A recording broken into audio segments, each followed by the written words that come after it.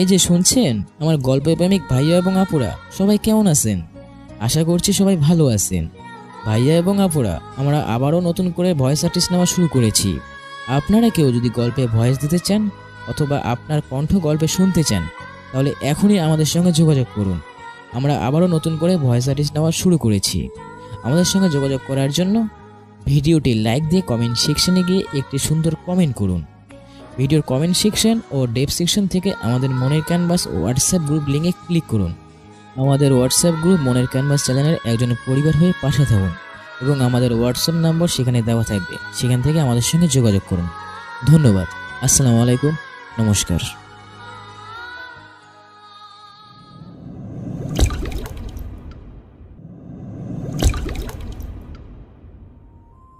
হারুন সাহেব, ক্ষমতা চিরস্থায়ী নয়।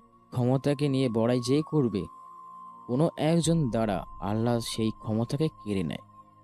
আর আপনি চেয়ারম্যান হয়েছেন আপনার বিপক্ষকে মেরে ফেলেন।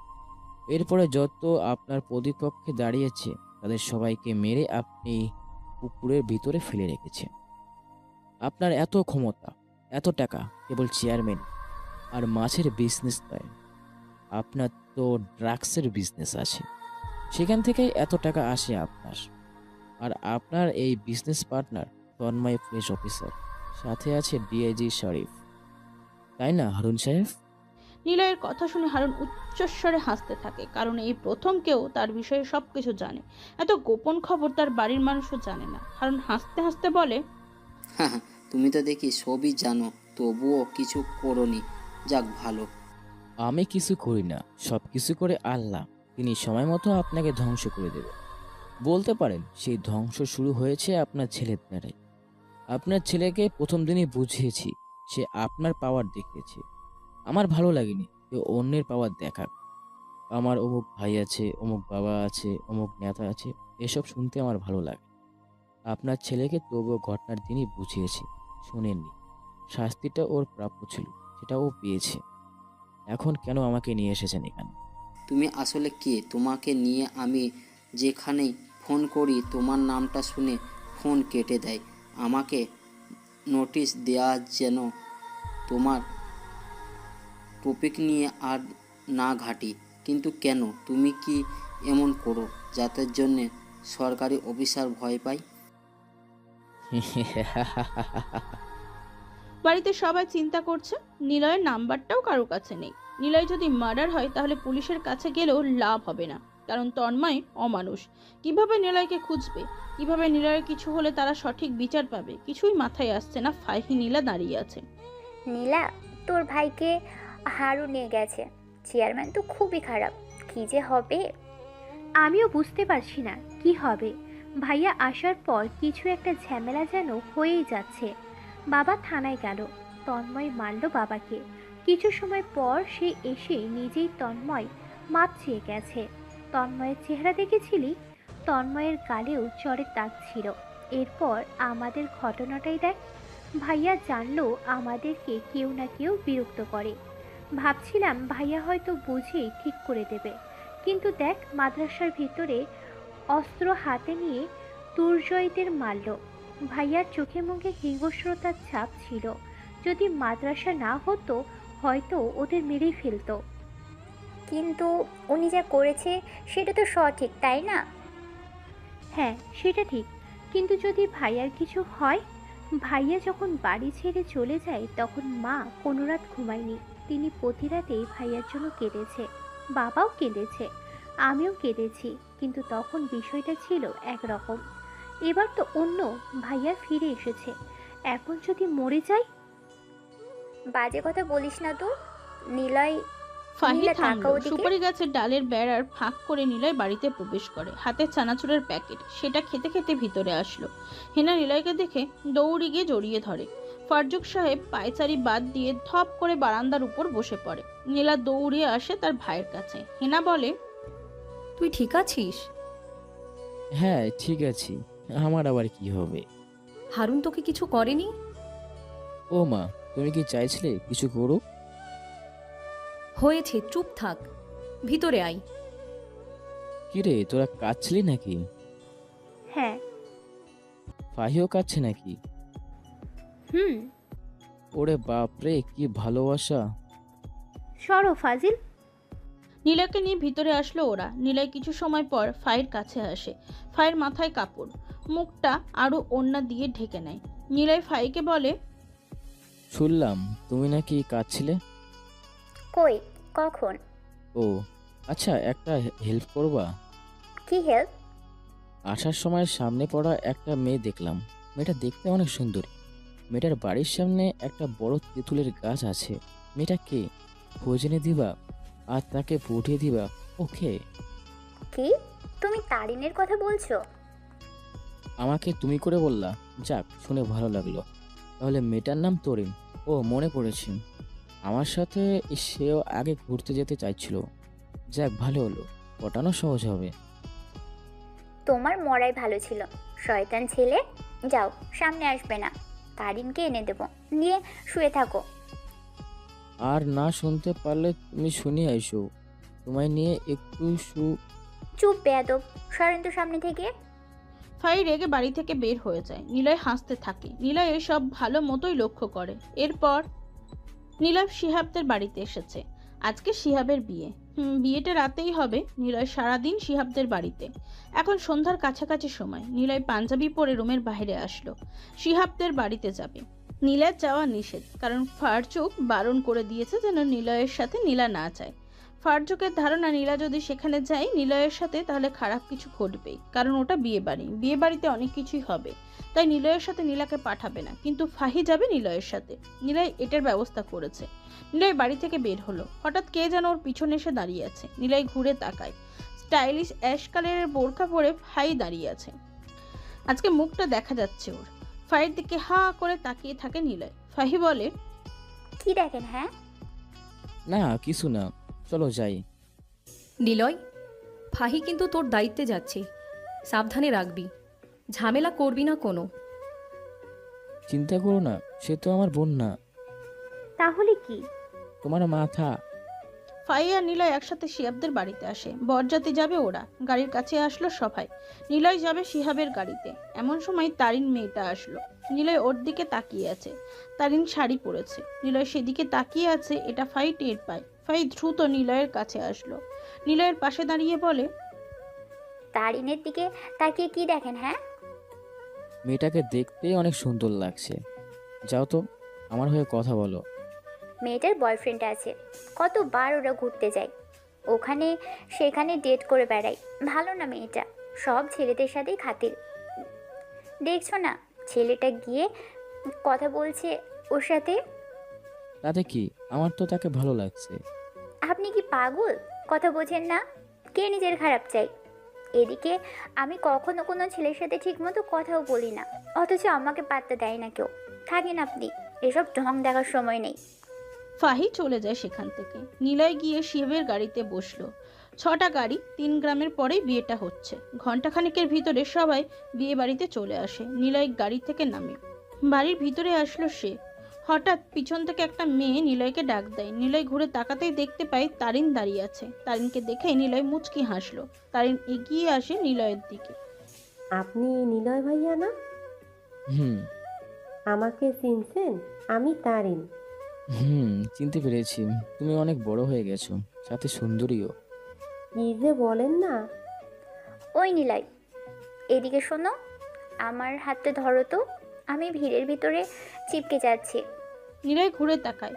ফাই হাত বাড়িয়ে নিলয়ের দিকে তাকিয়ে কথাটা বলল। নিলয় অবাক হয়।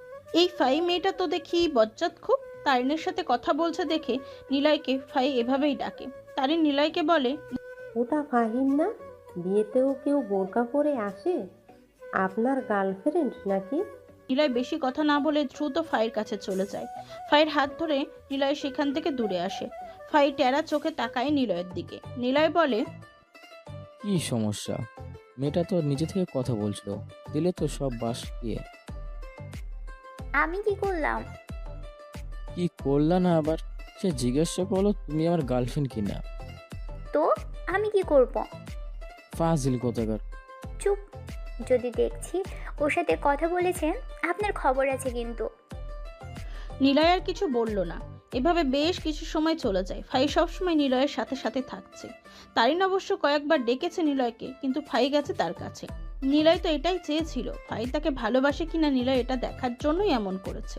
রাত 11টার দিকে বিয়ের কাজ সম্পূর্ণ হয়ে যায়। সবাই গাড়িতে উঠে বসলো। এবার ফাইয়ের সাথে নিলয় বসেছে। সবাই এক গাড়িতে আছে। ফাইয়ের বেশ ঘুম পাচ্ছে। সে নিলয়ের কাঁধে মাথা রাখে। নিলয় ফাইয়ের দিকে তাকায়। মেয়েটা বোরখাতেও বেশি সুন্দর লাগে। নিলয় এক হাত দিয়ে ফাইয়ের মাথা ধরে রাখে, যেন কাঁধ থেকে না সরে যায়। ফাই সেটা বুঝতে পেরে নিলয়ের হাতের ফাঁক দিয়ে নিলয়ের এক হাত জড়িয়ে ধরে। নিলয় ফিসফিস করে বলে, এসব কি হচ্ছে? সবাই যদি দেখে কি ভাববে? কেউ দেখবে না, সবাই ক্লান্ত এখন, আর গাড়ির ভিতরে অন্ধকার। তো মানুষের কি চোখ নেই? অন্ধকারে দেখা যাবে না কিছু? হুম, দেখবে না। সত্যি দেখবে না তো? না, দেখবে না। আর দেখলে দেখো, বলবো আমাদের বিয়ে ঠিকঠাক। ফাই কথাটা শেষ করতেই নিলয় ফাইয়ের গালে চুমু দেয়। ফাই অবাক হয়ে নিলয়ের দিকে তাকিয়ে থাকে। সে কেঁপে ওঠে, আরো শক্ত করে নিলয়কে জড়িয়ে ধরে। নিলয় আর ফাইয়ের দিকে তাকায় না। ফাইও নিলয়ের গালে চুমু দেয়। দুজনেই মুচকি হাসছে। তলে তলে এদের মনে এটাই ছিল। শিহাবদের বাড়িতে আসলো গাড়ি। জোরে মিউজিক বাজছে। সবাই গাড়ি থেকে নামলো। নিলয় আর ফাই শিহাবের সাথে দেখা করে বাড়ির দিকে রওনা দেয়। 10 মিনিট হাঁটতে হবে। নিলয় হাঁটছে মাটির রাস্তায়। রাত 12টার সময় কেউ নেই। ভাই দৌড়ে এসে নিলয়ের হাত ধরলো। নিলয় বলে, কি হয়েছে? আসতে হাঁটো না, এত জোরে হাঁটো কেন? মানুষজন দেখলে কি মনে করবে? হাত ছাড়ো। আমাকে দেখে রাখতে বলেছিল বড় মা। হ্যাঁ দেখছি তো, চুপচাপ বাড়ি চলে এখন। নিলয় আর ফাই কথা বলতে বলতে বাড়ির কাছে আসে। দুজনে বাড়ির সামনে থেকে কিছুটা দূরে দাঁড়িয়ে। ফাই নিলয়ের হাত ধরে রেখেছে। নিলয় বলে, আমাদের এই বিষয়ে এখন কাউকে কিছু বলার দরকার নেই। আচ্ছা, বলবো না। চলো বাড়িতে। নিলয় পুরো কথাটা শেষ করতে পারে না। এমন সময় জোরে একটি ব্লাস্ট হয়। নিলয় আর ফাই ছিটকে পড়ে দূরে। ফাই তখনও নিলয়ের হাত ধরে আছে। ফাইয়ের সারা গায়ে কালো ধোঁয়া এসে লাগে। নিলয়ের চোখে মুখে একই অবস্থা। দূরে ছিটকে পড়াতে দুজনের মাথা কিছুটা ফেটেছে। নিলয় উঠে বসে ফাইকে বলে, ঠিক আছে তুমি? নিলয় ওদিকে। ফাই হাত উঁচু করে সামনের দিকে তাকাতে বলে। ওরা দুজন দেখে ওদের দুইটা বাড়ি আর নেই। ব্লাস্টে আগুন জ্বলছে দাও দাও করে। বোম ব্লাস্ট, দুইটা বাড়ি উড়ে গেছে। নিলয় স্তব্ধ হয়ে যায়। সে কি করবে বুঝতে পারে না। ফাইয়ের হাত ছেড়ে দেয়। নিলয়ের মা বোন বাড়িতেই ছিল। ফাইয়ের মা বাবা বাড়িতে ছিল। তার মানে বোমা ব্লাস্ট দুই পরিবারে নিলয় আর ফাই বাদে সবাই মরে গেছে। নিলয় ফাইয়ের হাত ছেড়ে দিয়ে বাড়ির দিকে এগিয়ে যেতে থাকে। হঠাৎ কতগুলো হাত নিলয়কে পিছন থেকে টেনে ধরে। শিহাব দৌড়িয়ে এসেছে। ওর গায়ে এখনো বিয়ের পাঞ্জাবি পরা। নিলয়কে ওরা সবাই শক্ত করে ধরে। নিলয় বলে, নীলা ছাড় আমাকে। নিলয়, ভেতরে আগুন, চাস না? যেভাবে ব্লাস্ট হয়েছে, বাড়ির ভেতরে থাকা সবাই এতক্ষণে হয়তো। ছাড় আমাকে, ওরা বেঁচে আছে, ওদেরকে বের করতে হবে। নিলয়, অনেক আগুন, মরে যাবি। আমি বেঁচে থেকে কি করব? নীলাকে সবাই ধরে রাখে। ওদিকে ফাহি জ্ঞান হারিয়েছে। কয়েক মিনিটের ভিতরে দুইটা বাড়ি পুড়ে ছাই হয়ে যায়। গ্রামের অনেক পানি নিয়ে নেভানোর চেষ্টা করেও কাজ হয়নি। সকাল হয়েছে। নিলয় ফাই রাস্তার পাশে বসে আছে, সাথে শিহাব আরো কয়েকজন বসা। গ্রামের মেম্বার হারনও এসেছে দেখতে। সকাল 7টা বাজে। হঠাৎ গ্রামে কতগুলো গাড়ি প্রবেশ করলো। পুলিশ, র্যাব, সেনাবাহিনী, বোম স্পেশালিস্ট টিম, দমকল বাহিনী, আনসার বাহিনী। পুরো গ্রামের গাড়ি ধুলো আর হর্নে থেমে যায়। পুরো গ্রাম যেন সাত সকালে কর্পোরেট এরিয়া হিসেবে গণ্য করা হয়। কেউ গ্রাম থেকে বাইরে যেতে পারবে না। প্রতিটা রাস্তার মোড়ে সেনাবাহিনীর গার্ড বসানো হয়েছে। গাড়ি থেকে বড় বড় অফিসার নামলো। একদম কর্মী বাড়ির ভিতরে প্রবেশ করে লাশ উদ্ধার করার জন্য। নিলয়ের পাশে এসে অর্ক দাঁড়ায়। অর্ককে স্যালুট দিয়ে বলে, নিলয় স্যার, আপনার ফোন হ্যাক হয়েছিল আমি জানতে পারি। মাঝরাতে তখন বোম ব্লাস্টের খবর জেনেছি। শুধু আপনার ফোন নয়, আপনার বাড়িতে থাকা সবার ফোন হ্যাক করে বোম ব্লাস্ট করা হয়েছে। প্রাথমিক ধারণা সেটাই বলেছে। নিলয়কে পুলিশ, র্যাব, সেনাবাহিনী সবাই ঘিরে রেখেছে। সবাই নিলয়কে স্যালুট করছে। নিলয় কারোর দিকে তাকাচ্ছে না। নিলয় চুপচাপ মাথা নিচু করে বসা। চোখ দিয়ে এখনো কোনো পানি বের হচ্ছে না। হঠাৎ করে কে বা কারা তার বাড়িতে বোম ব্লাস্ট করলো। গ্রামের মানুষ নিলয়ের ক্ষমতা দেখে অবাক হয়ে গেছে। সামান্য একজন ছেলে, অথচ গ্রামে তার জন্য এত এত বাহিনী। নিলয় যেন কোনো একজন বড় ব্যক্তি হবে। তারপর 10 জনের একটা টিম দুই বাড়ির ভিতরে প্রবেশ করে। নিলয় এখনো কারোর সাথে কথা বলেনি। সে চুপচাপ মাটিতে বসে আছে। চোখ যেন নিলয়ের পানি নেই। তবে চোখ দুটো টকটকে লাল হয়ে আছে। বেশ কিছু সময় খোঁজার পর নিলয়দের বাড়ি থেকে একজনের লাশ বের করে আনে। আধা পোড়া লাশ, সেটা নীলার লাশ। নিলয় দৌড়ে যায় সেদিকে। নীলার বুক অবধি পুড়েছে, এক পায়ে ওর নুপুর ছিল। পা দেখেই বোঝা যায় এটা নীলার লাশ। নিলয় তার বোনের লাশের দিকে এক দৃষ্টিতে তাকিয়ে থাকে। চোখের পানি যেন নিলয়ের শুকিয়ে গেছে, বেরই হচ্ছে না। আরও কিছু সময় পর ফাহির মা বাবার লাশ একসাথে বের হয়। ফাহি আরও যেন পাগল হয়ে যায়। ওদের লাশ দেখে ফাহি আবার জ্ঞান হারায়। একটু পর হেনার লাশ বের করে ওরা দুজন। নিলয় হেনার কাছে যায়, হেনার মুখের দিকে তাকিয়ে থাকে। নিলয় তার মায়ের হাত ধরল। সবাই এসে নিলয়কে সামলাতে থাকে। আরও বেশ কিছু সময় পর খোঁজ চালালো। ফারজুকের লাশ পাওয়া গেছে জায়না মেজের সাথে সাথে কোরআন শরীফও আছে। লাশটা সেভাবে পড়েনি, তবে মারা গিয়েছেন তিনি। কোরআন শরীফটা একদম অক্ষত অবস্থাতে আছে। নিলয়ের সামনে তার পরিবারের 3 জনের লাশ আনা হলো। নিলয় লাশগুলোর দিকে তাকিয়ে থাকে। তারপর ওর মা বাবার হাত ধরে হঠাৎ করে চিৎকার করে ওঠে নিলয়। চিৎকার করতে করতে নিলয় বলে, মা বাবা, তোমরা আমাকে মাফ করে দিও। আমি তোমাদের পাশে থাকতে পারিনি। তোমাদেরকে আমার জন্যই মরতে হলো। তোমরা জানতেও পারলে না তোমাদের ছেলে কি করে। তোমাদের ছেলে বাংলাদেশের সবার উপরের সেনাপ্রধান। তোমার ছেলের কথায় গোটা দেশের সেনাবাহিনী চলে, সব ফোর্স চলে। তোমরা জানতেও পারলে না কোনো কিছুই। আমি যেদিন বাড়ি থেকে চলে যাই সেদিন ইচ্ছে ছিল বড় কিছু হয়েই ফিরবো। লাস্ট মিশনে আমি পদে পাই। প্রমোশন হিসেবে আমাকে গোটা দেশের সেনাপ্রধান বানানো হয়, সাথে 4 মাসের ছুটিও দেওয়া হয়। আমি সেই জন্য এসেছিলাম বাবা, তোমাদেরকে নিয়ে যেতে চেয়েছিলাম, কিছুই হলো না। আমি বুঝতে পারিনি তোমাদেরকে কে মেরেছে। কসম মা বাবা, বোন, আমি ওদের সব কটাকে মেরে ফেলবো। বাবা, তুমি জানতে পারোনি আমাকে কেন বাড়ি থেকে তুমি বের করে দিয়েছি। আমি কিছুই করিনি বাবা। তন্ময় আর রাহি সম্পর্ক ছিল। রাহি প্রেগনেন্ট ছিল, তন্ময় তাকে ছেড়ে দিয়েছিল। রোহিত সুইসাইড করতে যায়, আমি তাকে দেখে ফেলি। তাকে বাঁচানোর জন্য আমি বাগানের ভিতরে যাই। তাকে যখন জড়িয়ে ধরি গাছে দড়ি লাগানোর সময়, তখন তন্ময় সে ছবি তোলে। রোহিত কাঁদতে কাঁদতে আমাকে জড়িয়ে ধরে বলছিল, নিলয় আমাকে ছেড়ে দে, আমি আর বাঁচতে চাই না। আমার পেটে বাচ্চা তন্ময়ের। আমি যখন ভার্সিটিতে পড়ি তখন থেকে তন্ময়ের সাথে আমার সম্পর্ক। সে আমাকে ভালোবাসার কথা বলে নানা জায়গাতে ঘুরতে নিয়ে যেত। আমি যেতাম আর সে তখন আমার কাছে আসতো। আমি বাধা দিতাম, সে ইমোশনালি ব্ল্যাকমেল করত। আমি রাজি হতাম। তারপর আমি এখন প্রেগনেন্ট। সে আমাকে বিয়ে করতে রাজি হয় না। আমি কি করব? আমার এখন মরতে হবে। আমার বাঁচার কোনো অধিকার নেই। আমি রাহিকে জড়িয়ে ধরি। সব কিছু ছবি তোলে তন্ময়। গ্রামের কয়েকজনকে ডেকে এনে সব কিছু দেখায়। সবাই সেগুলো দেখে ভাবে আমার সাথে রাহির সম্পর্ক। আমার জন্য রাহির এই অবস্থা। রাতে বাগানে আমি খারাপ কিছু করছিলাম তার সাথে। সবাই যখন আমার নামে এসব বলতে থাকে, তোমরা সবাই সেগুলো বিশ্বাস করলে। রাহি এতবার বলছিল নিলয়ের নির্দোষ, কিন্তু তন্ময় সব কিছু এমনভাবে দেখাচ্ছিল, জড়িয়ে ধরেছিল যে যেমন সব কিছু তন্ময় জানে।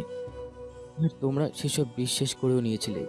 বিচারে আমি শাস্তি হয়েছিল রোহিকের বিয়ে করার, কিন্তু রোহি জানিয়ে দেয় আমাকে সে বিয়ে করবে না। দরকার হলে সে মরে যাবে, তবু আমাকে করবে না। তারপরেও তুমি আমাকে বাড়ির থেকে বের করে দিলে। চলে গিয়েছিলাম। এরপরে অনেক কিছুই ঘটে। আমি সেনাবাহিনীতে জয়েন করার জন্য অনেক পরিশ্রম করি। ভাগ্যের জোরে কিংবা মায়ের দাওয়াতে, উপরওয়ালার ইচ্ছাতে আমি চাকরিটা পেয়েও যাই। 5 বছরে বহু মিশন কমপ্লিট করি, আর এখন এই পথে আছি।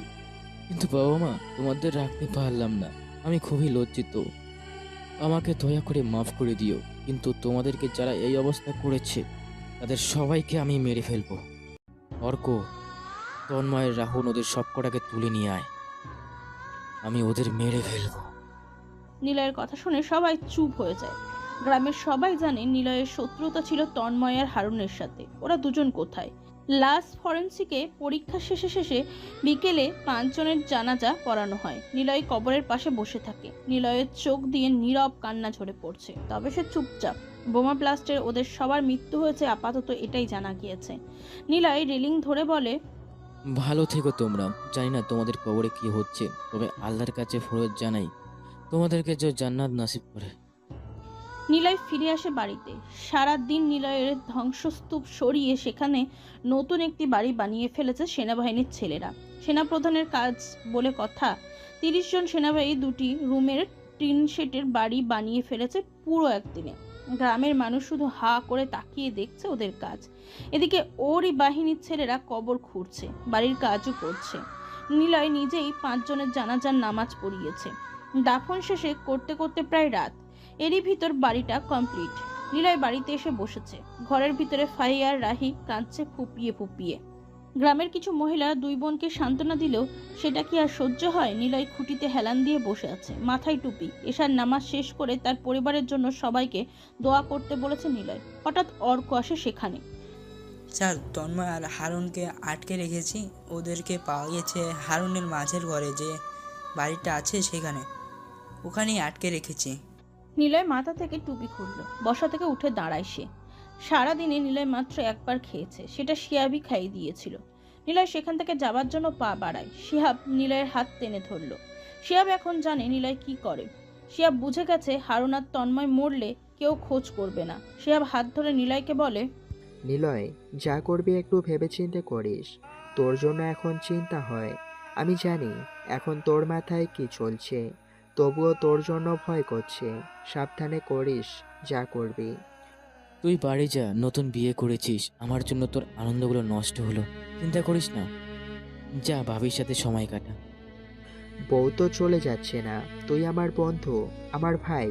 দুজনে একসাথে কত কি করেছি। সেই নেংটু থাকতে তোর জন্য এতটুকু স্যাক্রিফাইস করতে পারবো না? আমি আছি এখানে, এদিকটা আমি সামলাচ্ছি। একটা মিলাদের ব্যবস্থা করেছি কালকে। থাক, তবে আমি গেলাম। অর্ক, স্টিক দাও। নিলয় কথাটা বলে বাইরে আসে। নিলয় বাইকে বসলো। অর্ক বাইক চালাতে শুরু করে। পিছনে 5 গাড়ি সেনাবাহিনী। নিলয় যা করবে তাই এখন। মিশনটা এখন নিলয়ের নিজের। নিলয় সোজা চলে আসে সেই বাড়ির কাছে। সেখানে 4 জন সেনাবাহিনী পাহারা দিচ্ছে। নিলয় যেতে ওরা দরজা খুলে দেয়। নিলয় ভিতরে প্রবেশ করে। পিছনে আরও 4-5 জন বড় অফিসারও প্রবেশ করে। নিলয়ের হাতে ছিল স্টিক, সেটা দিয়ে সোজা বাড়ি দেয় তন্ময় আর হারুনকে। চেয়ারম্যান আর পুলিশ কেউ আজকে বাঁচবে না যেন। হাজারখানিক চেয়ারম্যানের লোক সবাই ভয়ে পালিয়েছে নিলয়ের ক্ষমতা দেখে। হারুনের পাশে যেন কেউ নেই। নিলয় ওদেরকে মারতে মারতে ক্লান্ত হয়ে যায়। ওদের গা ফেটে রক্ত বের হচ্ছে। রক্তে দুজন মাখামাখি। নিলয় বসলো ওদের সামনে, হাঁপাচ্ছে সে। হারুন আর তন্ময় ব্যথায় আর যন্ত্রণায় চিৎকার করছে। দুজনের গাল থেকে লালাসহ রক্ত বের হতে শুরু করেছে। নিলয় কিছু সময় জিরিয়ে নিয়ে বলল, কেন করলি তোরা এমন? আমার পরিবার সবাইকে মেরে ফেললি। আমার সাথে তোদের ঝামেলা, আমার সাথে যা ইচ্ছা করতি, কিন্তু তোরা কেন করলি আমার সাথে? আমার আমার পরিবারের সাথে কেন করলি? তাদের দোষ কি ছিল? তারা কি তোদের কোনো ক্ষতি করেছিল? এমন করলি কেন তোরা? আমি তো তোদের পরিবারের কাউকে মেরে ফেলিনি। হারুনের ছেলেকে তো মেরে ফেলিনি, আঘাত করেছি, কিন্তু সে মরেনি। আর তন্ময়, তোর বাড়িতে একটা স্ত্রী আর সন্তান আছে। কই, তোর জন্য তো তাদের আমি কোনো কিছুই করিনি। তাহলে কেন করলি তোরা আমার বাবা মার সাথে এমন করলি? জলদি জলদি অ্যান্সার দিবি, না হলে পরের দিন সকালে আরও 2 জনের জানাজান পড়াতে হবে। সেটা হবে তোর জন্য। 10 সেকেন্ড ভাবার সময় দিলাম। নিলয় কথাগুলো শেষ করতে ওরা দুজন নিলয়ের পা জড়িয়ে ধরে। পা জড়িয়ে ধরে তন্ময় বলে, ভাই বিশ্বাস করো, আমি তোর পরিবারকে মারিনি। হ্যাঁ নিলয়, আমরা করি। আমার শুধু জানতে চেয়েছি তুমি কে বা তুমি কি করো, কেন তোমাকে বড় বড় লোক চেনে, এটা জানার উদ্দেশ্য ছিল। বিশ্বাস করো, আমরা মারিনি, আমাদের মেরো না। আমরা খারাপ মেনে নিয়েছি, কিন্তু সত্যি বলতে আমার কিছু করিনি। আমাদের ছেড়ে দাও। তোরা করিসনি তাহলে কে মেরেছে? তোদের লোক, তাই না? সব বল আমাকে। তোমার পায়ে পড়ি, বিশ্বাস করো আমি কিছু করিনি, আমি জানি না। নিলয় আবার মারতে যাবে, তখনই অর্ক পাশ থেকে বলে, স্যার, হ্যাক হয়েছিল ফোন। ধারণা করা হচ্ছে হ্যাকারের মাধ্যমে ফোনে বোম কোড পাঠানো হয়েছিল। ঘর বানানোর সময় নীল আর আঙ্কেলের ফোনে খুঁজে পাওয়া গেছে, যদিও ফোনের অবস্থা খারাপ। তাহলে করেছেটা কি? এমন সময় পকেটে থাকা নিলয়ের ফোন বেজে উঠল। পকেট থেকে সে ফোন বের করে, কিন্তু নাম্বারটা যেন অফিসিয়াল নাম্বার থেকে কল। 6টায় 1 নাম্বারটি। নিলয় প্রথমে কেটে দেয় অফিসের কল ভেবে। পরক্ষণে আবার কল আসে। নিলয় আবার কল কেটে দেয়। আবার কল আসে সেম নাম্বার থেকে। নিলয় এবার রিসিভ করে। রিসিভ করতেই ওপাশ থেকে শোনা যায়, দুনিয়াতে সবচাইতে ভয়ঙ্কর 2 জন ব্যক্তি আছে। 1 নম্বর হলো আল্লাহর বিরোধী শয়তান ইবলিস, আর দ্বিতীয় জন হলো হ্যাকার। হ্যাকারকে ধরা যায় না, ছোঁয়া যায় না, হ্যাকারকে অনুভব করা যায়। শয়তান যেমন খারাপ কাজে পাঠাতে মানুষকে মন্ত্রণা দেয়, তেমনি হ্যাকার সেই খারাপ কাজটা করতেই এগিয়ে যায়। নিলয় প্রথমে বুঝতে পারেনি কে কথা বলছে আর কি কথা বলছে। নিলয় চুপচাপ শুনতে থাকে। হঠাৎ আবার ওপাশ থেকে সে বলে, ভুল লোককে পিটাচ্ছ সেনাপ্রধান। ওরা তো এই গেমসে জাস্ট দুটো ন্যূনতম পিঁপড়া। আরে পিঁপড়াকে মেরে কি হবে? আসো অ্যানাকোন্ডাকে মারো। তোমার অপেক্ষাতে অ্যানাকোন্ডা না খেয়ে ক্ষুধার্ত হয়ে আছে। কে তুই, আর এটা কেমন নাম্বার? বললামই তো, আমি মিস্টার অ্যানাকোন্ডা, তোমার খুব পরিচিতি একজন। নাম কি তোর? আহ, এত উতলা কেন তুমি? যাও যাও, বাড়িতে যাও। ওদের দুজনকে মেরে কোনো লাভ নেই। ওরা আসলেই জানে না তারা কি করেছে। শোনো সেনাপ্রধান, ভেবেছিলাম তুমি মরে যাবে, কিন্তু তোমার ভাগ্য কি বিশাল। আল্লাহ তোমার হায়াত লিখে রেখেছে বেশি। আমি আর কিভাবে তোমাকে মারতে পারিনি। তবে জাস্ট কয়েক সেকেন্ড যদি লেট হতো তাহলে তুমিও বুম। রাত 12টার পরেই তোমার বোনের সিমে কল আসে। তার বয়ফ্রেন্ড কল দেয় আর রিসিভ করতেই ব্লাস্ট হয়। সারাদিন ফোনে কল অফ করে দিয়েছিলাম। আমি জানতাম তুমি কখন ফিরবে বাড়িতে, এই জন্য কল অন করে দেই। আর সেই সময় কল আসে, আমার মিশন সেখানেই লস্ট হয়। তবে তুমি যেহেতু বেঁচে আছো, তাহলে তোমার সাথে নতুন গেমস খেলা শুরু হবে। চলে আসো ঢাকাতে। গ্রামে আর কতদিন থাকবে? এত ছুটি কাটাতে হবে না। এই গেমসে তোমার প্রথম লেভেলটি হলো কিভাবে আমি বোম সেট আপ করেছি সেটা খুঁজে বের করা। আগে সেই লেভেল পার করো, তখন বুঝতে পারবে পরের লেভেল কি। শেষ লেভেল হলো আমি কে সেটা খুঁজে বের করা। এখন যদি এটা করো তাহলে কখনো সেটা খুঁজে পাবে না। তোমার সামনে আরো বড় কিছু অপেক্ষা করছে। Are you ready? কথাগুলো শেষ করতে ফোনটা টুটু করে কেটে যায়। নিলয় ফোনটা হাতের সামনে ধরলো। নিলয়ের ফোনটা হ্যাক হয়েছে। অর্ককে দেয় নিলয় ফোনটা। অর্ককে বলে, আমার ফোন হ্যাক ঠিক করে নিতেই পারবে? এটা সামান্য কাজ, অবশ্যই পারবো। আচ্ছা চল এখান থেকে। কিন্তু ওদেরকে কি করবেন? তোরা চলে যা, তোদের যেন আমার সামনে আর না দেখি। ওরা কিছু করেনি, ছেড়ে দিলাম তোদের।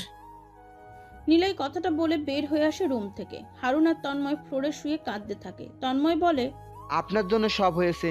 বলেছিলাম পাপ বেশি দিন অতিবাহিত হয় না, সেটা একটা দিন সামনে এসে তার ফল ভোগ করা লাগবেই।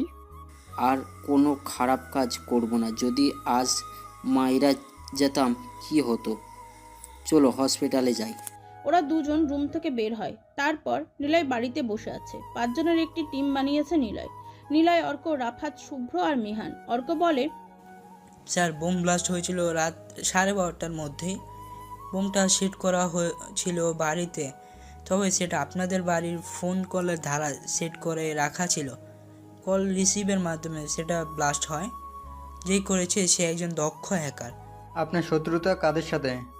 আপনার ক্যারিয়ারের মিশন ছিল কি নিয়ে, সেখান থেকেই শত্রুতা শুরু হয়েছে।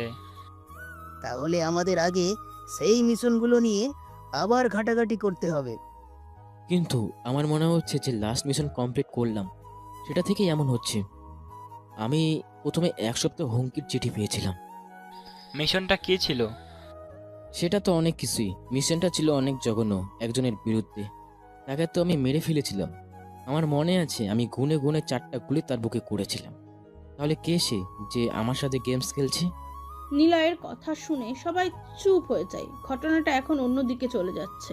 নিলয় চুপচাপ বসে আছে, সবাই নিলয়ের দিকে তাকিয়ে। নিলয় সবার দিকে একবার তাকিয়ে বলে, শেষবার আমাকে হেড অফিসের মিশনে পাঠানো হয়। মিশনে আমরা 10 জন ছিলাম।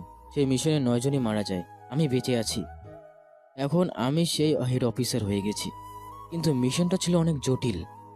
নিলয় কথা বলতে থাকে। নিলয়ের 2 বছর আগের কথাগুলো মনে পড়ে, অতীত যা ঘটে। নিলয় মাথা উঁচু করে যখন পানি খেতে যাবে, ঠিক তখনই একটা ফুটবল এসে নিলয়ের মাথায় লাগে আর নিলয়ের হাত থেকে পানির বোতল পড়ে যায়। নিলয়ের চোখ থেকে চশমাও খুলে যায়। চশমাটা তুলে গেঞ্জির কাপড় দিয়ে মুছে নিয়ে চোখে পড়ে নিল। হঠাৎ শুনতে পাই, ওই ছেলে, বলটা দাও। নিলয় সামনে তাকায়। একটা জার্সি পরা ছেলে দূর থেকে ফুটবল দেওয়ার জন্য নিলয়কে ডাকে। নিলয় ঘুরে তাকিয়ে দেখে বলটা কিছুটা দূরে চলে যায়। নিলয় উঠে বলটা এগিয়ে দেয়। ছেলেটা বল নিয়ে মাঠে চলে যায়। কিছু সময় পর ছেলেটা এগিয়ে আসে নিলয়ের দিকে। নিলয়কে বলে, তোমাকে আজ মাঝখানেক দেখি এখানে এসে বসে আমাদের ফুটবল খেলা দেখো। তুমি কি ভার্সিটিতে নতুন? হ্যাঁ ভাই, আমি নতুন ভর্তি হয়েছি। ও, আমি রাকিব। এই ভার্সিটিতে ভর্তি হলে কেন? এটা খারাপ ভার্সিটি। এখানে খালি আন্দোলন, মেসে থাকা নিয়ে মারামারি, রাজনীতি বেশি চলে। ভার্সিটি পড়াশোনা থেকে এসব প্রমোট করে বেশি। তবে এখানে আগে দুটো জিনিস বেশি হতো, পড়াশোনা আর স্পোর্টস। ফুটবল এই ভার্সিটির ঐতিহ্য। আসলে আমি জানি না কেন ভর্তি হয়েছি, তবে খেলা দেখতে খুব ভালো লাগে বলে রোজ এখানে এসে খেলা দেখি। ফুটবল খেলতে পারো? আমাদের অপোনেন্ট হলো এখানকার এমপির ছেলেপুলেরা। পড়াশোনা তো করে না, এখানে এসে অনেক কিছুই করে বেড়ায়। মানে নামে স্টুডেন্ট, অথচ বছরের পর বছর ফেল করে। এখানের পরিবেশ খারাপ করে ফেলেছে। ও আচ্ছা। নিলয় সেখান থেকে চলে আসে। আজ দেরি হয়ে গিয়েছে ভার্সিটি থেকে বের হতে। নিলয় যখন বের হবে ঠিক তখনই একটা মেয়ে দৌড়ে ভার্সিটিতে প্রবেশ করে। মেয়েটা পড়বে না সোজা এসে নিলয়ের উপরে ধাক্কা খায়। দুজনেই পড়ে যায় সেখানে। নিলয় কিছুটা থতমত খেয়ে মেয়েটাকে বলে, আপনি কি কানা? এভাবে এসে দৌড়ে আমার উপর পড়লেন কেন? মেয়েটা নিলয়ের প্রশ্নের উত্তর দেয় না। সে নিলয়ের দিকে তাকিয়ে জোরে জোরে কেঁদে ওঠে। আশেপাশে স্টুডেন্টগুলো ওদের দিকে তাকায়। নিলয় ঘাবড়ে যায়। সে কি কিছু করলো? মেয়েটা যদি কাঁদতে কাঁদতে বলে সামনে থাকা ছেলেটা ওর বাজে টাচ করেছে, তখন কি হবে? নিলয় ভয় নিয়ে বলে, কি হয়েছে? আপনি কাঁদছেন কেন? দেখুন, আপনি এসে ধাক্কা দিয়ে আমার উপর পড়েছেন। আমি কিন্তু কোনো কিছুই করিনি। আপনি কাঁদবেন না দয়া করে। কি হয়েছে? সবাই দেখতেছে। প্লিজ আমাকে বাঁচান, ওরা আমাকে মেরে ফেলবে। পুলিশের কাছেও যেতে দেয়নি ওরা। আমাকে বাঁচান প্লিজ। কি বলছেন আপনি? আমি কিভাবে বাঁচাবো? কে আপনি? আমাকে বাঁচান দয়া করে, ওরা আমাকে মেরে ফেলবে। মেয়েটা কথা বলেই নিলয় পিছিয়ে এসে দাঁড়ায়। নিলয় বুঝতে পারে না কি বলবে। নিলয় দেখতে পায় সামনে দরজা দিয়ে 5 জন ছেলে দৌড়িয়ে আসছে, হাতে বিরাট বড় কোপাতি। নিলয় ভয় পায়। ছেলেগুলো নিলয়ের সামনে এসে দাঁড়ায়। ওর ভিতরে থাকা আকাশ নামের ছেলেটা বলে, সামনে আয়, তোকে বলছি পুলিশের কাছে যাবি না। তবুও তুই পুলিশের কাছে যাচ্ছিস। তোকে আজকে কুপিয়ে মেরে ফেলবো। তোমরা অনেক খারাপ। আমার 12 বছরের ছোট বোনকে তোমরা 5 জন মিলে গণধর্ষণ করেছো। আমাকেও তোমরা মেরে ফেলতে চেয়েছো। আমি তোমাদের সবাইকে পুলিশে দেব। মেয়েটার কথা শুনে সবাই চমকে যায়, কিন্তু কেউ কাছে আসার সাহস পায় না, কারণ আকাশ হলো এমপির ছেলে। আকাশই সব সময় ঝামেলা করে বেড়ায়। এইবার ঝামেলাটা অনেক বেশিই বড় হয়েছে। আকাশ রেগে বলে, শালি, তোকে না বারণ করলাম সবার সামনে বলবি না? তুই কথা শুনিসনি।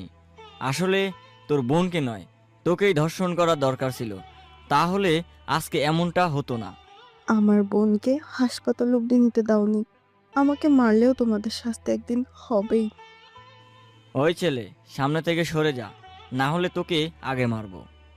নিলয়ের দিকে তাকিয়ে কথাটা বলল আকাশ। নিলয় এতক্ষণ ভয় পেয়েছিল, কিন্তু মেয়েটার কথা শুনে নিলয়ের মাথাটা রাগে কেমন ঝিমঝিম করে শুরু করলো।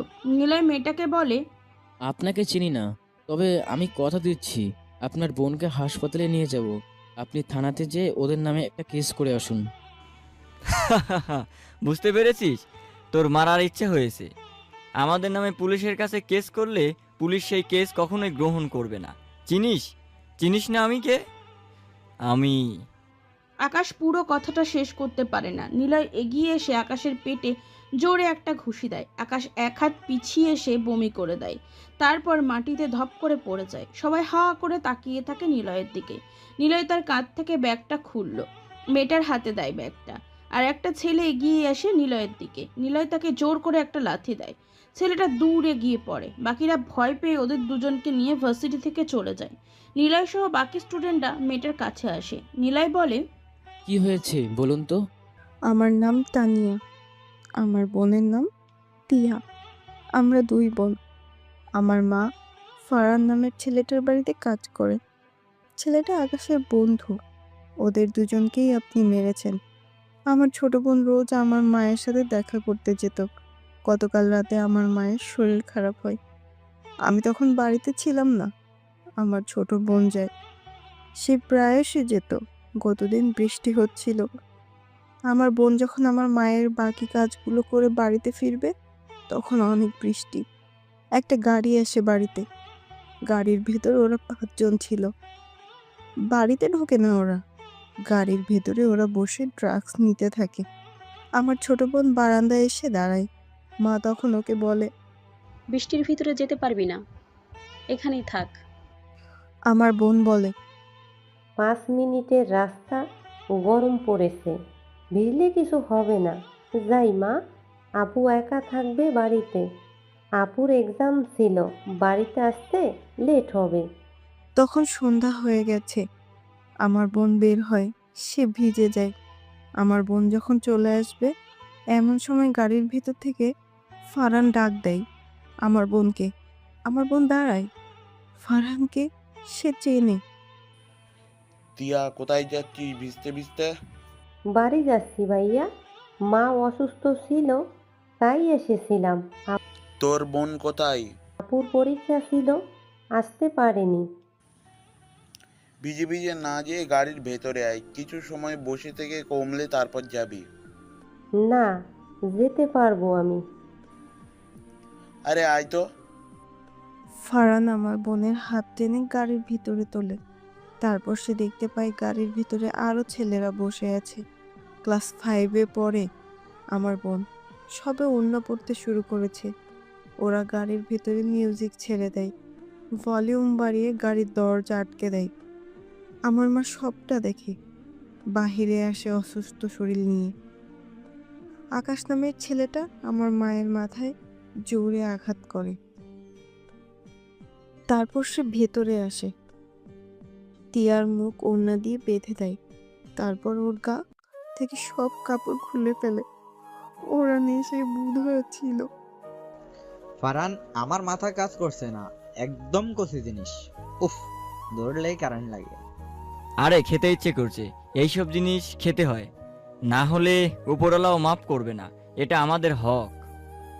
শালা, তোর জন্য কাজের মহিলার মেয়েকে নিয়ে মজা করতে চলেছি, যদি কেউ জানতে পারে কি হবে ভেবেছিস? আম্মা আমাকে চেনেন না? থানা, পুলিশ, ভার্সিটির মাঠ সব একা সামলে নিয়ে চলি।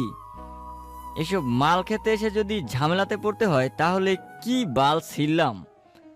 শুরু করিস না কেন? তুই তাহলে আগে শুরু কর। ফারহান, আরো জোরে হিন্দি গান ছাড়। শালা অনেক জ্বালিয়েছে বন্ধু। মামা, আমি একটু টাচ করি, আমার হাত পা কাঁপছে, একটু ধরবো ওর? ধুর হিজড়া, যা ভাগ।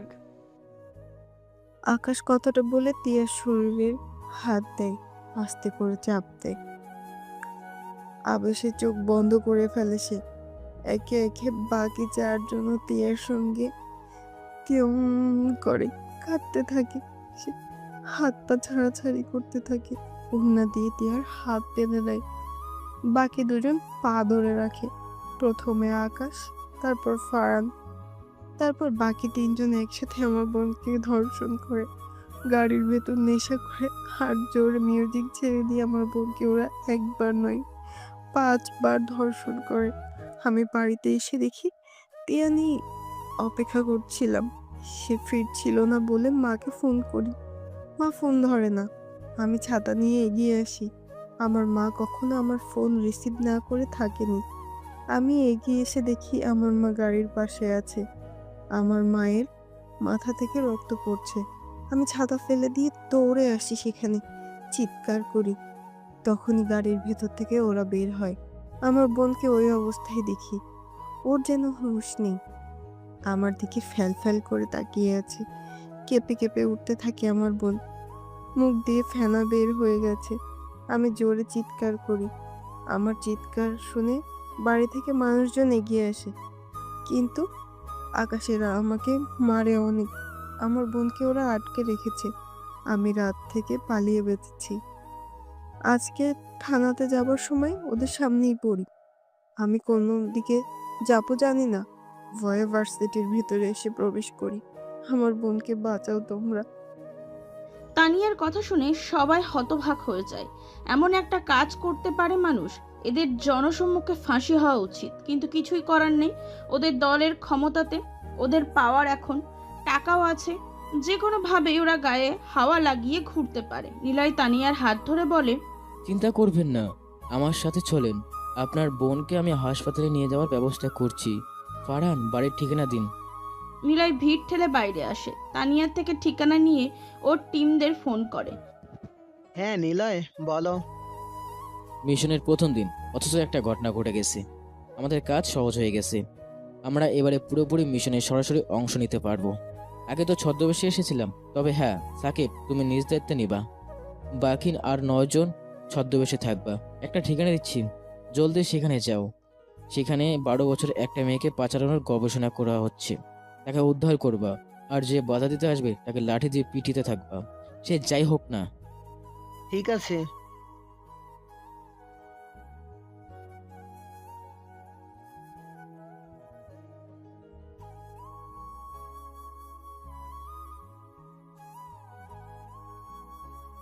Yes Niloy, I am going now. নিলয়ের কথা শুনে সাকিব ফোন কেটে দেয়। কিছু ফোর্স নিয়ে সাকিব 5 মিনিটের ভিতরে এক গাড়ি সেনাবাহিনী নিয়ে হাজির হয় ফারহানের বাড়িতে। ওদিকে নিলয় বলে, বন্ধুগণ, আমাদের এই শাস্তির বিচার চাই। যে কেউ অন্যায় করে যেতে পারবে না। চলেন আমরাও যাই ওদের বাড়িতে। নিলয়ের কথা শুনে কেউ এগিয়ে আসে না, তবে রাকিব আসে। রাকিব, নিলয় আর তানিয়া 3 জন একসাথে আসে ফারহানের বাড়িতে। সাকিবও এসেছে ফোর্স নিয়ে। সেনাবাহিনীকে ফারহানের বাড়ির দারোয়ান ঢুকতে দেয় না, কারণ এটা মেয়রের বাড়ি। কিন্তু সেনাবাহিনী গ্যাস বোমা ছুড়ে জায়গা ফাঁকা করে। তারপর বাড়ির গেট ভেঙে ভিতরে আসে। ভিতরে এসে দেখতে পায় একটা গাড়ি, আর গাড়িতে ঘিরে আছে কয়েকজন মানুষ। সাকিব এগিয়ে যায়, কাজের মহিলাকে খুঁজতে থাকে, কিন্তু তাকে পাওয়া যায় না। মেয়রের স্ত্রী শাহিনা বেগম বলে, আপনারা কি ডাকাত? হ্যাঁ, এভাবে গেট ভেঙে বাড়ির ভিতরে চলে আসছেন কেন? সমস্যা কি? মানুষ দেখছে তো নাকি? আমাদের কাছে খবর আছে এখানে টিয়া নামের 12 বছরের মেয়েকে গণধর্ষণ করা হয়েছে। এই গাড়ির ভিতরে মেয়েটাকে ধর্ষণ করেছে। সরুন সামনে থেকে। আপনারা কি মালটাল খান? হ্যাঁ, বলা নেই কওয়া নেই এভাবে এসেছেন। আর আপনি কি ভুলভাল খবর নিয়ে এসেছেন? মাইক্রো আমার ছেলের, সে তো বাড়িতেই নেই। সরেন, গাড়ি দেখতে দেন। সাকিবরা এগিয়ে যায় সেদিকে। তারপর গাড়ির কাছে এসে দেখে গাড়ি একদম ঠিকঠাক, সেখানে কিছুই নেই। 3-4 জন সবকিছু ঠিকঠাক মতন খুঁজেও কোনো কিছু পাওয়া যায়নি। তবে কি ভুল ইনফরমেশন ছিল? নিলয় তো কখনো ভুল ইনফরমেশন দিবে না।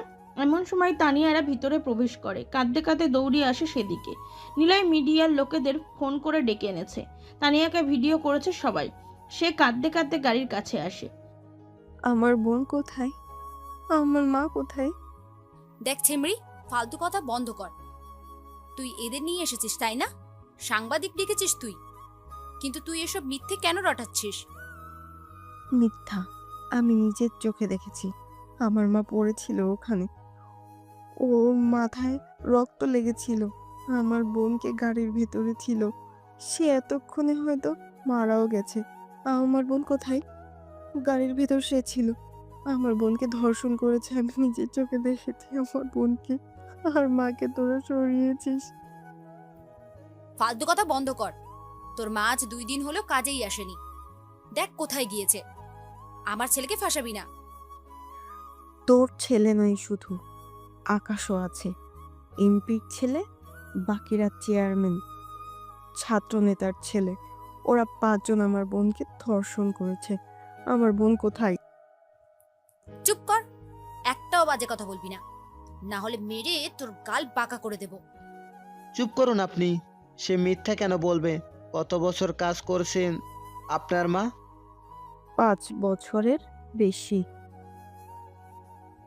শুনুন মিসেস শাহিনা, তার মা 5 বছর ধরে কাজ করছে। সে এতদিন অভিযোগ করেনি, আজকে কেন করলো? স্যার দেখুন, সিটের উপর ভেজা, হয়তো রক্তের দাগ ছিল, সেটা মোছার জন্য ভেজানো হয়েছে। আর দেখুন গাড়ির দরজার উপরে দাগ আছে, মনে হচ্ছে মেয়েটার নখের দাগ। হয়তো মেয়েটার পায়ের নখ দিয়ে গাড়ির দরজা লাগছিল, প্রমাণও তো পাওয়া যাচ্ছে। নিলয় সবার ভিতর থেকে কথাটা বলে। তারপর নিলয়ের কথা শুনে সবাই ঘুরে নিলয়ের দিকে তাকায়। নিলয়ের দৃষ্টিতে ছোট্ট ছোট্ট জিনিস এড়ায়নি। সাকিব নিলয়ের দিকে তাকায়, ইশারায় নিলয় বলে, শাহিনাকে পেটাও। সাকিব মহিলা অফিসারের দিকে তাকালো। মহিলা অফিসার হাতে লাঠি নিয়ে এগিয়ে আসে শাহিনার দিকে। শাহিনা বলে, দেখুন, আপনারা বেশি বাড়াবাড়ি করছেন। রাস্তার কোনো ছেলের কথা শুনে আপনারা অ্যাকশন নিতে পারেন না? আমার গায়ে হাত দেবেন না। আমার হাজবেন্ড কিন্তু মেয়র, ভালো হবে না বলে দিচ্ছি। মারিয়া, অ্যাকশন। সাকিবের অর্ডার পেয়ে মারিয়া নামের অফিসার গায়ের সব জোর দিয়ে শাহিনাকে বেধড়ক পেটাতে শুরু করে। 2-3 মিনিট মার খাবার পর শাহিনা থামতে বলে, ব্যথায় চিৎকার করতে করতে বলে, তানিয়ার মা রুমে আটকানো আছে। তয়া মরবে বলে আমি তাকে হসপিটালে পাঠিয়েছি, অন্তত যেন বেঁচে থাকে, কোনো সমস্যা না হয়। ওদের মাকে ভয় দেখিয়েছি যেন কিছু স্বীকার না করে। আমাকে আর মারবেন না, আমাকে ছেড়ে দিন। এমন সময় পুলিশ আসে সেখানে, কিন্তু সেখানে সেনাবাহিনী উপস্থিত, আর সেটা তার নিজে থেকে কেসটা দেখছে। সেখানে পুলিশ এসে কি করবে? সাকিব সাপ জানিয়ে দেয় কেসটা সেনাবাহিনী দেখবে, পুলিশের কাছে যাবে না। পুলিশ যেন নাক না গলায়। পুলিশ আর কিছু বলেনি। তানিয়ার মাকে উদ্ধার করা হয়। তানিয়ার মা সবকিছু সত্য বলে। সেখান থেকে তিয়াকে খুঁজে বের করা হয়। সেই হাসপাতালে মরমর অবস্থা। 12 বছরের এক মেয়েকে 5 জন মিলে গণধর্ষণ করা হয়েছে। খবরটা এখন পুরো বাংলাদেশে ছড়িয়ে পড়েছে। এমপি মাসুদ দাঁড়িয়ে আছে, সামনে আকাশ, ফারান, নয়ন, সুজন, নাজিম দাঁড়িয়ে আছে। মাসুদ এসে আকাশের গালে ঠাস ঠাস করে 2টো চড় বসিয়ে দিল। আকাশ গালে হাত দিয়ে দাঁড়িয়ে থাকে। মাসুদ চিৎকার করে বলে, তোরা কি পাগল? কি করেছিস তোরা? বাচ্চা মেয়েকে দর্শন করেছিস? তোদের অনুভূতি এত জঘন্য? দর্শন করার কি দরকার তোদের? পার্টি দিবি, সুন্দরী বান্ধবীরা আসবে, তাদের নিয়ে ফুর্তি করবি, অথচ তোরা ক্লাস 5-এ পড়া বাচ্চা মেয়ের সাথে। ছি। সরি বাবা, আসলে সেদিন নেশাতে ছিলাম, ড্রিঙ্কস করছিলাম, ইয়াবা নিচ্ছিলাম, বৃষ্টিও হচ্ছিল। আমাদের চোখের সামনে দিয়ে তখন মেয়েটা ভিজে ভিজে যাচ্ছিল, গা থেকে ওড়না সরে যায়, মাথা আর কাজ করেনি। ফারানকে বলছিলাম মেয়েটাকে ডাকতে, সে ডাকে। মেয়েটাকে গাড়ির ভিতর নিয়ে আমরা সবাই একটা নেশার মধ্যে পড়ে গেছিলাম।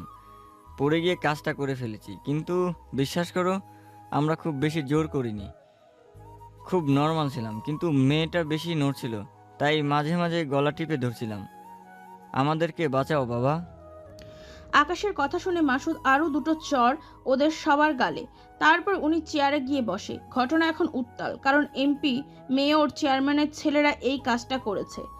সেই জন্য ঘটনা এখন অনেক বেশি দূর ছড়িয়ে যাচ্ছে। মাসুদ কল দেয় পুলিশ অফিসারকে। আকাশদের বাড়ি থেকে বের করে দেয়। পুলিশ হেফাজতে তুলে দেয় মাসুদ ওদের, কারণ মাসুদ জানে যদি জনগণ ওদের খুঁজে পায় তাহলে গণধোলাই খাবে, আর সেখানে ওরা মরবে।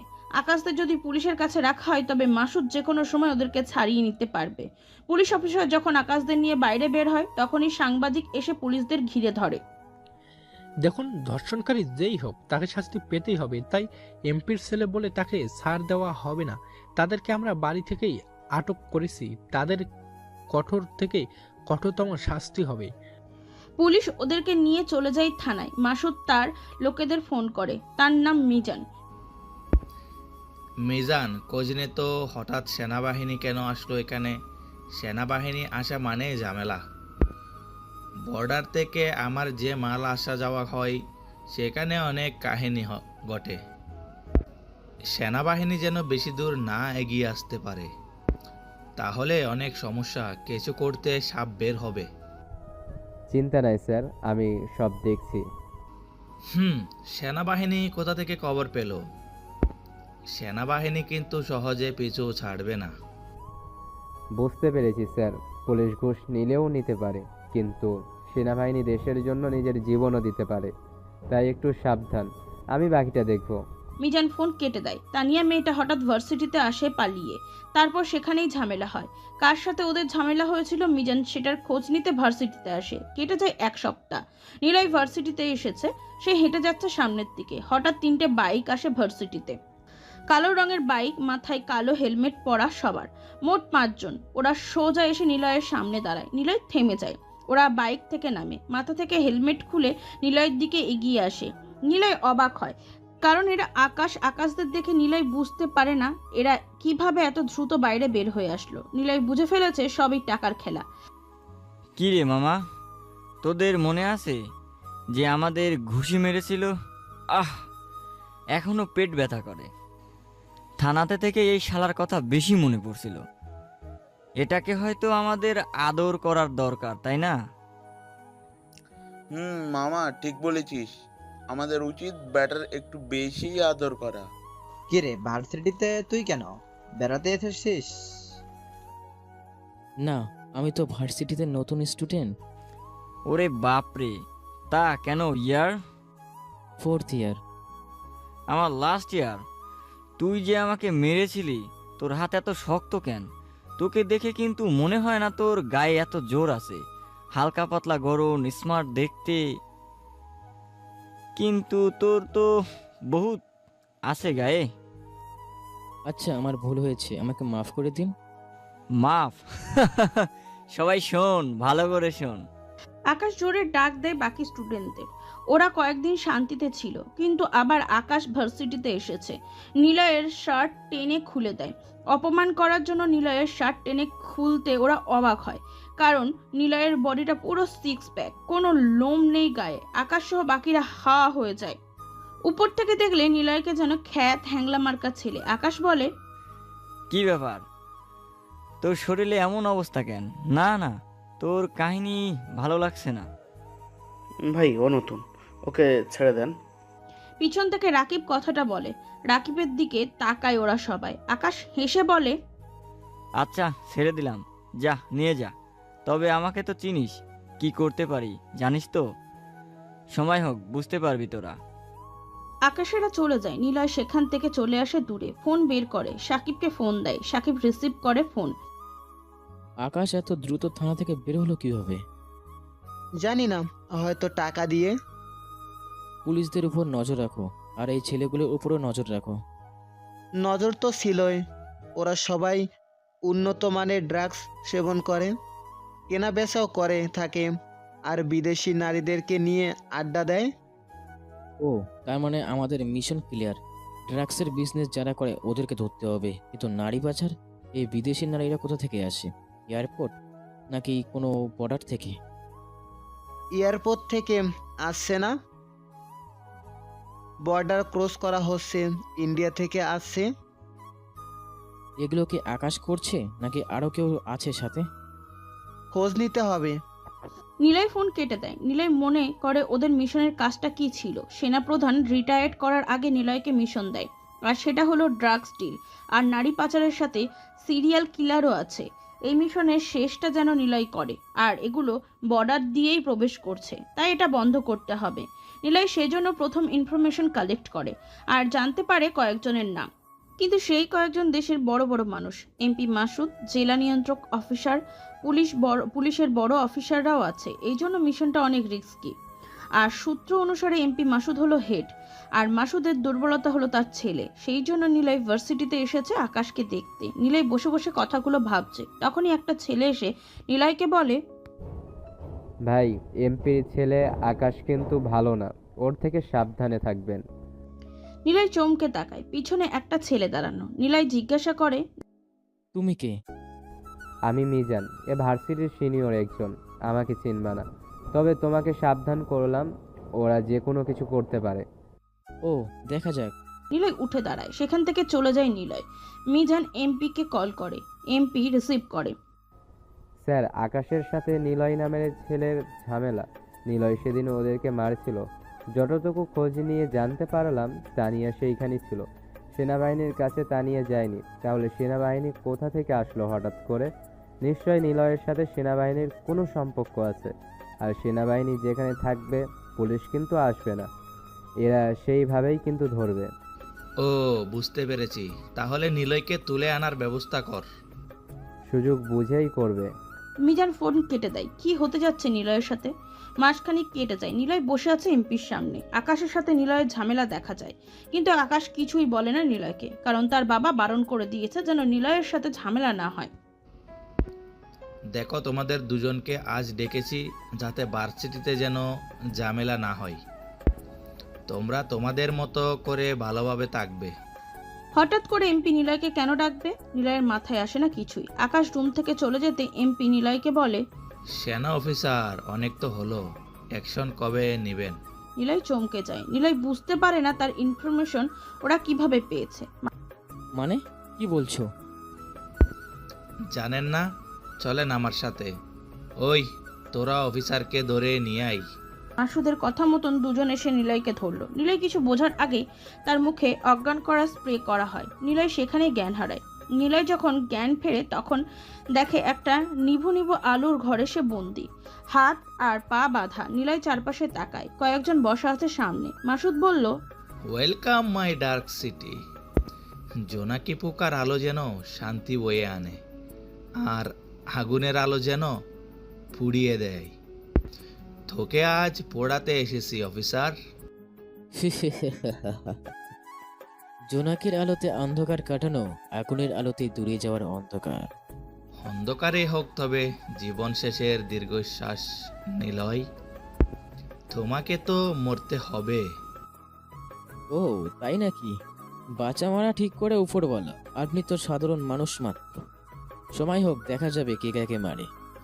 নিলয়ের কথা শুনে এমপি হাসে, হাসতে হাসতে বলে, এমপি হওয়ার পর ক্ষমতা বেড়ে যায় আমার। ড্রাগস আনতে থাকি অনেক দেশ থেকে। কত সেনাবাহিনীদেরকে মেরে ফেলেছি এই 2 হাত দিয়ে। টাকার পাহাড় বানিয়েছি আমি। নারী পাচার করেছি বহু জায়গায়। সব অফিসারদেরকে খেনা আমার। তোমরা সেনাবাহিনীর কত বড় অফিসার আমার পকেটে আছে। শুধু সেনাপ্রধানকে বসে আনতে পারিনি, তোমাদেরকে সে ঠিকই পাঠালো। কিন্তু তোমরা আমার কিছুই করতে পারবে না। সাকিবকে ধরে ফেলেছি, বাকি রইলে তুমি একজন। তোমাকে তো এখনই মেরে ফেলবো। ওই মিজান, ওর হাতের বাঁধন খুলে দে। নিলয়কে হাতের বাঁধন খুলে দেওয়া হয়। একটা টেবিল আনা হচ্ছে, সেখানে টেবিলে 2টো গ্লাস রাখা, সেখানে 2টো ক্যাপসুল। মাসুদ বলে, তোমার সামনে 2টো গ্লাস, গ্লাসের ভিতরে 2টো বিষের ক্যাপসুল। কোনটাতে বিষ আছে কেউ জানে না, আর একটা এমনি ক্যাপসুল। বিষের কোনটা ওটাও আমি জানি না, তুমিও জানো না। গেমস হবে, খেয়ে জিতবে, বাছা মরার গেম। একটা চুজ করবা। যদি বিষেরটা তুমি চুজ করো তবে তুমি মরে যাবে, পরেরটা আমার। যদি তুমি বিষের ছাড়া যেটা চুজ করবে ওটা তোমার, বাকিটা আমার। যে কেউ মরতে পারে অফিসার। চলো গেম শুরু করি। তোমার কোনো শর্ত আছে? এটা কেমন গেমস? এখানে তো মৃত্যুই হবে। ভয় পাচ্ছ? দেশের জন্য শহীদ হয়ে যাও। দেখি তোমার ভাগ্যে কি লেখা আছে, জীবন নাকি মৃত্যু। চলো শুরু করি। গ্লাস ঘুরাও। নিলয় গ্লাসের দিকে তাকিয়ে থাকে। মাসুদ বলে, কি ভাবছো? করবা না? না করলেও উপায় নেই। তোমার অনেকগুলো সেনাবাহিনী আমার কাছে বন্দি। মারিয়া আছে, আকাশকে বলবো গ্যাং রেপ করতে। তাই তোমার গেমসটা খেলা উচিত। নিলয় কিছু বলল না, চুপচাপ সে গ্লাসের দিকে তাকিয়ে থাকে। তারপর গ্লাস দুটো জোরে জোরে ঘোরায়। দুটোই সামনে রাখা হয়েছে। মাসুদ নিলয়কে চুজ করতে বলে। নিলয় একটা চুজ করলো। মাসুদ হাসে। তোমার ভাগ্য পরীক্ষা আজ, খেলে ফেলো। পানি এনে দাও কেউ। নিলয় ক্যাপসুল মুখের ভিতরে পুরে নেয়, তারপর পানি ঢালে মুখের ভিতরে। এরপর সে পড়ে যায় নিচে। কয়েক সেকেন্ডের ভিতরে নিলয়ের মুখ দিয়ে ফেনা উঠতে থাকে। সবাই হাসতে থাকে। নিলয় বলে, এবার আপনি খান। ওকে, খাচ্ছি। মাসুদ খেয়ে নিল পরের ক্যাপসুলটা, কিন্তু পরক্ষণে মাসুদ ধপ করে টেবিলে পড়ে। তার মুখ দিয়ে ফেনা বের হতে থাকে। সবাই অবাক হয়। মাসুদ চোখ মিলে তাকিয়ে থাকে। নিলয় সোহা থেকে উঠে দাঁড়ালো।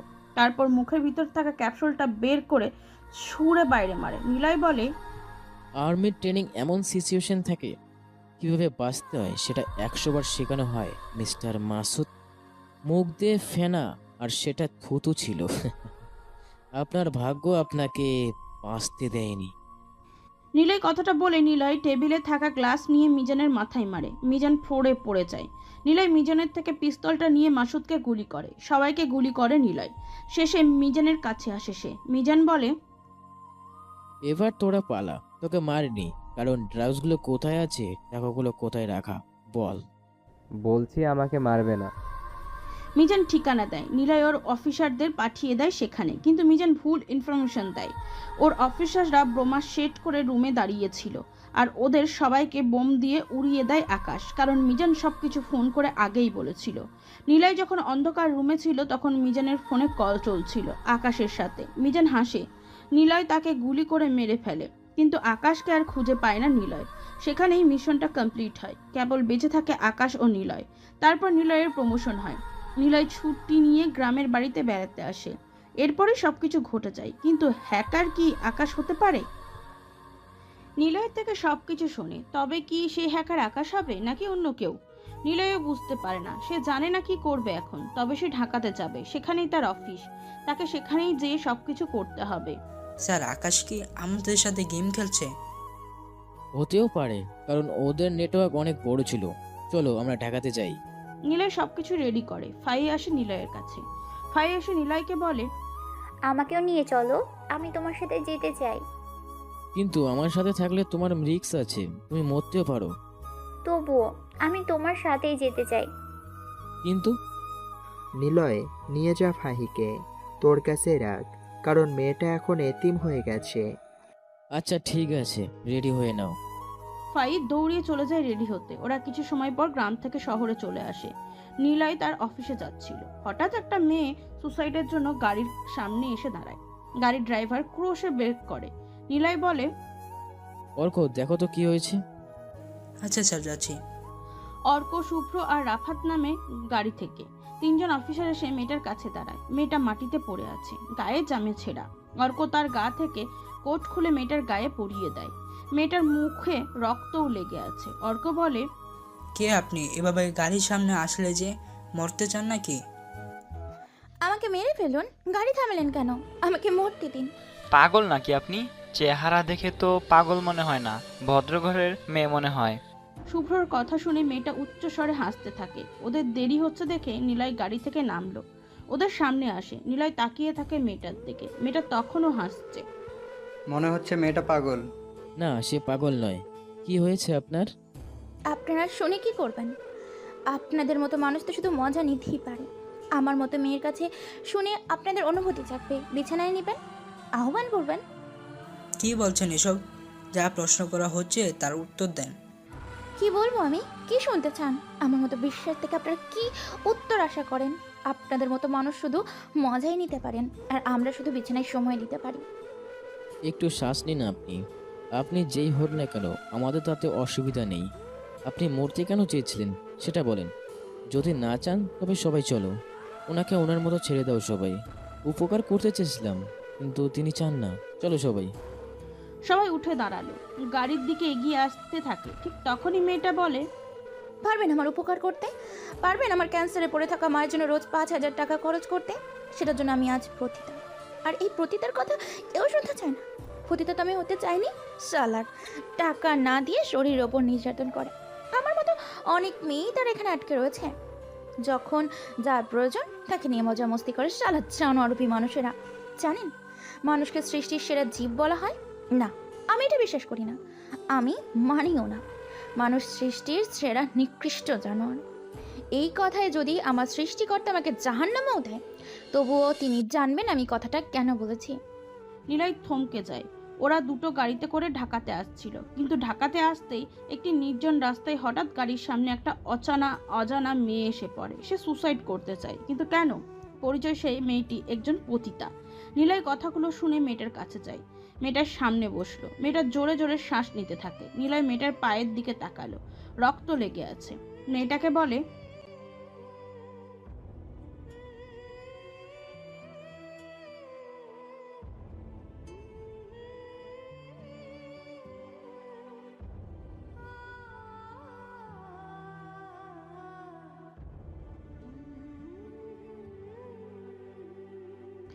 মেয়েটা অপলক দৃষ্টিতে নিলয়ের দিকে তাকিয়ে আছে। ছেলেটার চেহারাতে একটা আলাদা মায়া আছে। দেখতে ফর্সা, তবে বেশ লম্বা। মেয়েটা তো আর কিছুই রক্ষা করার নেই। এই ছেলের থেকে সে কি বা রক্ষা করবে, কি বা রাগ দেখাবে? মেয়েটা শব্দ ছাড়া হাসলো। হাসি থামিয়ে দিয়ে মেয়েটা বলল, আমি রিয়া, পরিবারের একটাই মেয়ে। আমি বস্তিতে থাকতাম। আমার বাবা ছিল একজন মিথ্যুক। মানুষের থেকে মিথ্যা বলে অনেক অনেক লোন নিয়েছিল। অনেক টাকা ধার করে নিজের মতো করে চলতো। একটা সময় জানতে পারি তার ধারের টাকা 30 লাখে গিয়ে পৌঁছায়। এসব শুনে আমরা খুবই হতাশ হয়ে পড়ি। প্রতিদিন টাকার জন্য আমাদের বাড়িতে কেউ না কেউ আসতো। সকালে ঘুম থেকে উঠলে কাউকে দরজার সামনে দেখতাম, আবার কেউ ঘুমাতে যাবার আগেও দেখতাম বাড়িতে বসে আছে। যখন তারা শুনতো বাবা বাড়িতে নেই, তখন গালি দিত বাবাকে, কুত্তার বাচ্চাটা টাকা নিয়েছে, সময় চেয়েছে পরিশোধ করবে, কিন্তু করে না, বাড়িতে পায় না, শালা তার মা মেয়েকে নিয়ে বেশ্যার ব্যবসা করলেই তো পারে, টাকা পেতো অনেক, আমাদের টাকাও শোধ করতে হতো নাকি? এইসব কথা শুনে আমার কেমন লাগতো বলেন। হঠাৎ একদিন ঘুম ভাঙতে দেখি বাবা গলায় রশি দিয়ে আত্মহত্যা করেছে। জানেন, বাবার পাওনাদাররা তার লাশের উপর থুতু ছিটিয়ে দিয়ে গেছে। তাকে ওরা মাফ করেনি, আমাদের বলেছে টাকা পরিশোধ করতে, না হলে আমাদের সাথে যা ইচ্ছা তাই করবে। রিয়ার কথা শুনে নিলয় চুপ হয়ে গেছে। কি বলবে বুঝতে পারছে না, কারোর মুখে কোনো কথা নেই, সবাই বোকার মতন তাকাচ্ছে একে অপরের দিকে। রিয়া আবারও বলে, চলছিল কোনো রকমে, হঠাৎ একটা লোক আসে আমাদের বাড়িতে। 30 বছর বয়স হবে তার। লোকটি এসে জানায় আমার বাবা তার কাছ থেকে 5 লাখ টাকা নিয়েছেন। তিনি 3 লাখ টাকা মাফ করে দিয়ে 2 লাখ টাকা চায়। লোকটাকে ভালো লেগেছিল, অন্যরা কত খারাপ ব্যবহার করেছে, কিন্তু তিনি খারাপ ব্যবহার করেননি। এইভাবে প্রায় রশিদ নামের লোকটা আমার বাড়িতে আসতে শুরু করে। একদিন আমার মা অনেক অসুস্থ হয়ে যায়, রক্তবমি করতে শুরু করে।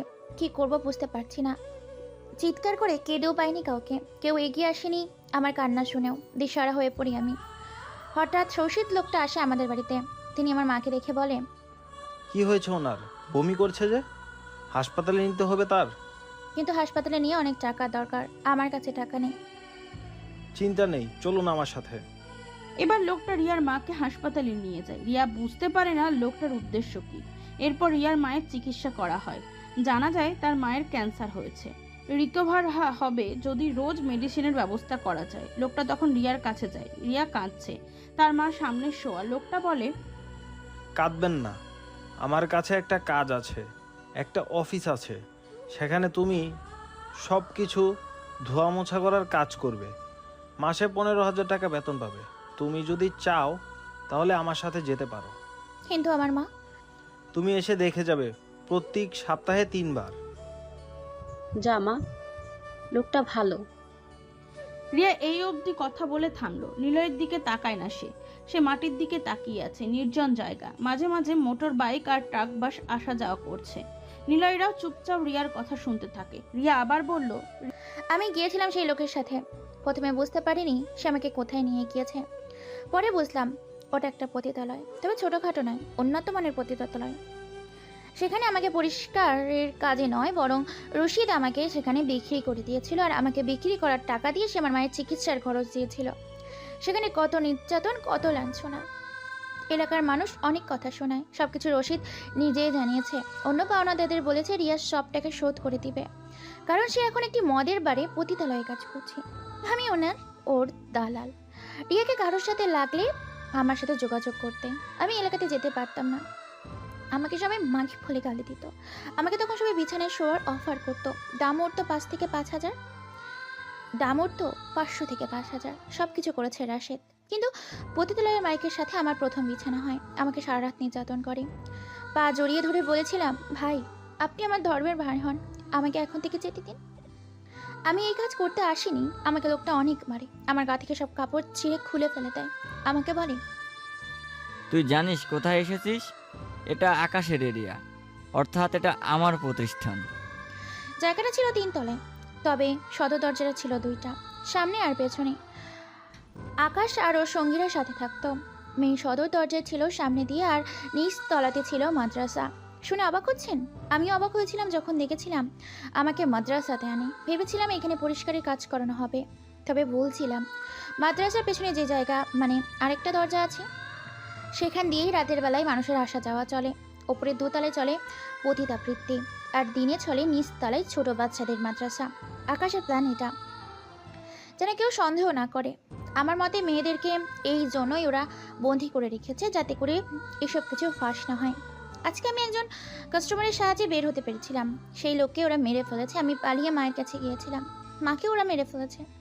আমাকে ধরে অনেক মারে, কিন্তু আবার পালিয়ে এসেছি এখানে, বেঁচে থাকার স্বাদ চলে গিয়েছে। ওদের হাতে মরার চেয়ে নিজেই মরে যাওয়াটাই যে শান্তির। আচ্ছা, আল্লাহ তো সব কিছু দেখেছে, তাই না? শুনেছি মমিদের জন্য নাকি পরীক্ষা অনেক কঠিন হয়। আমার জীবনটা কি পরীক্ষা ছিল? আমার দোষটা কি বলবেন? আমি নিজেকে মারলে কি অনেক শাস্তি পাবো? আল্লাহ কি এগুলো দেখেন না? ওনার কি শান্তি হয় না? আমাকে প্রতি রাতে ঘন ধর্ষণ করতে জানেন? কেন করতে জানেন? কারণ আমি বারবার সেখান থেকে চলে আসতে চাইতাম, অন্য মেয়েদের চলে যাবার কথা বলতাম। ওরা 5 জন মিলে আমাকে প্রতি ঘন্টায় একজন করে এসে রেপ করতো।